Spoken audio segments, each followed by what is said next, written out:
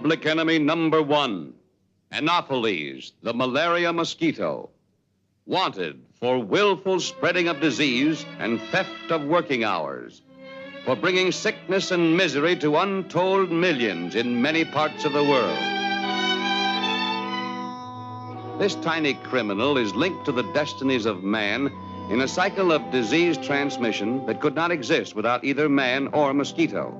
Each is solely dependent on the other for the existence of the dread malaria. Anopheles is readily distinguished from other mosquitoes by the fact that she stands on her head at an angle of 45 degrees or more.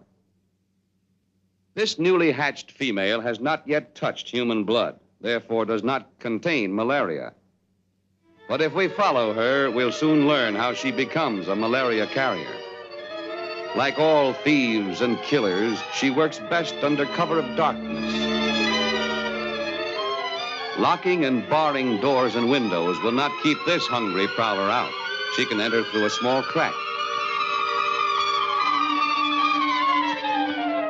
What will she find to steal here? Only a little blood, which this man, racked with the chills and fever of malaria, will never miss. Assuming her typical angle of 45 degrees or more, she injects saliva to make penetration easier. And in a few seconds, she begins to feed. But this man is sick. Along with his blood, she's drinking in the parasites, which cause malaria. Gorged with disease-laden blood, she makes her way to some cool, dark place, where she will rest for several days and digest the blood.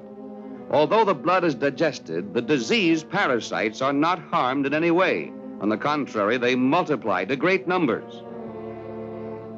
Hungry again, she flies out as evening falls in search of blood.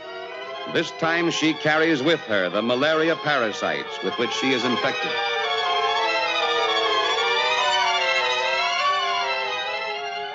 Enjoying the peace and plenty of the home he's worked so hard to build, this man is healthy and happy.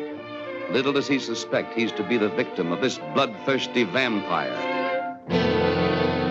Again, saliva is injected to make penetration easy. But this time, the saliva contains malaria parasites, which enter the bloodstream. She dines on healthy blood, and in payment leaves the chills and fever of malaria. In all probability, this man will not die. But neither will he truly be alive, for he'll be continually in poor health, unable to work and keep up his farm. Slowly he will lose all he has worked for. His crops will rot in the fields. His buildings and fences fall into disrepair. His livestock will be neglected, and he'll be unable to earn the money to feed and clothe his family. Multiply this man's tragedy by numberless cases all over the world, and we have millions of dollars lost, as well as untold misery for the victims. And all because of this tiny criminal, which has assumed the proportions of a monster. Are there 6 or 7 people in the audience who will volunteer to help us combat this evil? Good. Well, thank you, men. But before we can attack the enemy, there are certain facts we must know. The first and all-important fact is this.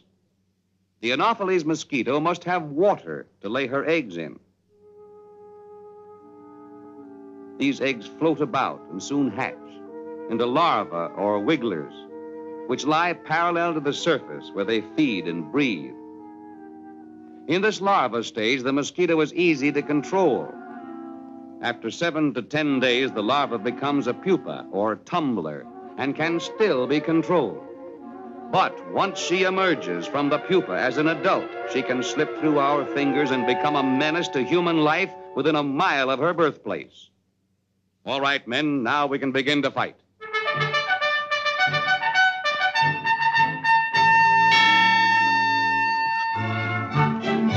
We can start by cutting the weeds where the mosquito lays her eggs.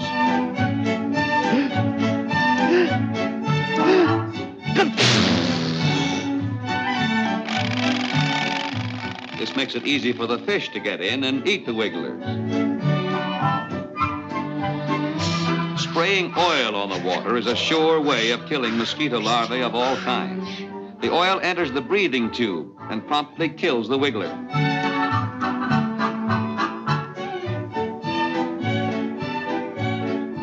Those are wigglers, Dopey. Give them the oil treatment. That'll kill them. Dusting with Paris green is an effective way of killing wigglers and is economical for covering large areas of water. A thin film of Paris green is strong enough to kill the wigglers without poisoning the fish. Mosquitoes must have water to breed in. These pools will always be a menace to our health unless we drain the water away. There's one way of doing it. Even this hollow stump can harbor mosquito larvae.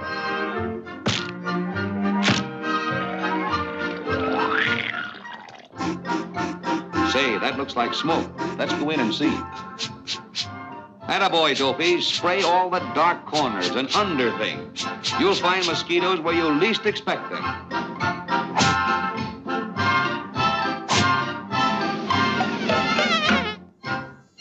Yes, we've got to kill every one in the house.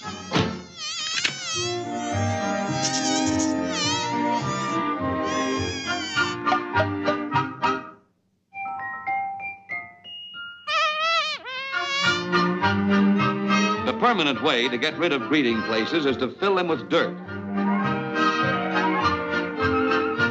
If you want to keep the rain barrel free from wigglers, let's put a screen over it.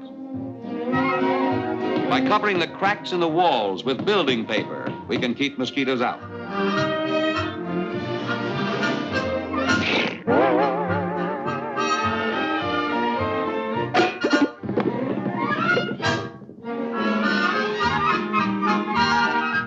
Anything that holds water for a few days is a likely breeding place for mosquitoes. And we can't afford to take any chances. So we're going to bury these cans.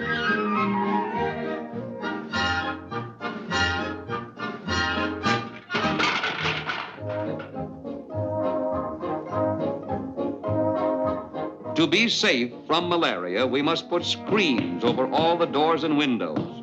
Screens can save you a lot of misery. Attaboy, Dopey. Killer, good and dead.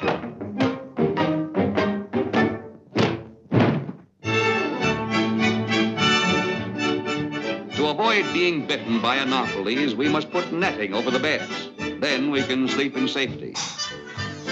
Don't let her get away. She's a killer.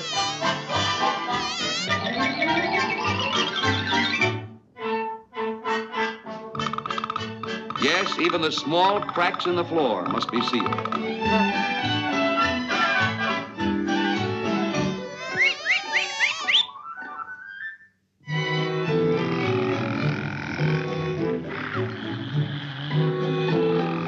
And so we leave them to enjoy their well-earned rest, free from the annoyance of mosquitoes, safe from the dread malaria. Contrast their peace and happiness with the misery and sorrow of this unfortunate plague-ridden family. These people have lost everything simply because they failed to take a few easy precautions. Remember, there is only one cause of malaria, the mosquito. Destroy the mosquito and you will wipe out the disease. Then, in place of sickness and poverty, there will be health, safety, and happiness.